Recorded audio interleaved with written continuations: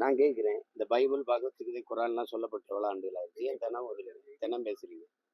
நீங்க என்ன சொல்லியிருக்கீங்க? நாங்கள் என் மொழியை சிதைத்து, என் கலை இலக்கிய பண்பாட்டை அழிச்சு, என் வழிபாட்டை அழிச்சு, என் நிலத்தின் வளத்தை எல்லாம் சுரண்டி கொடுத்து, முறையற்ற, நேர்மையற்ற, கேடுகட்ட ஆட்சி முறையை உருவாக்கி, ஒரு ஒழுங்கீனமான, அவதூறான, அநாகரிகமான அரசியலை என் பயனிலத்துல கட்டமைச்சது திராவிட கோட்பாடு.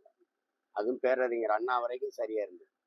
என்னைக்கு ஐயா கருணாநிதி அவர்கள் அந்த நாற்காலியில் போய் உட்கார்ந்தாங்களோ அன்னைக்கு தான் இந்த வாடகை வாய்கள் வருகிறது, வசப்பாடுறது, தனிப்பட்ட முறையில ஏசுறது. அது அதிமுக ஆட்சி காலங்களோட நடக்காது. இவங்க ஆட்சிக்கு வரும்போது ஏன் தமிழர் ஆட்சின்னு சொல்ல முடியல? உங்களால திராவிட மாடல்ங்கிறீங்க, ஆனா விருது கொடுக்கும்போது தகைசால் தமிழர் விருதுங்கிறீங்க. தகைசால் திராவிடர் விருதுன்னு கொடுக்க வேண்டியதானே? துணி விருந்தா?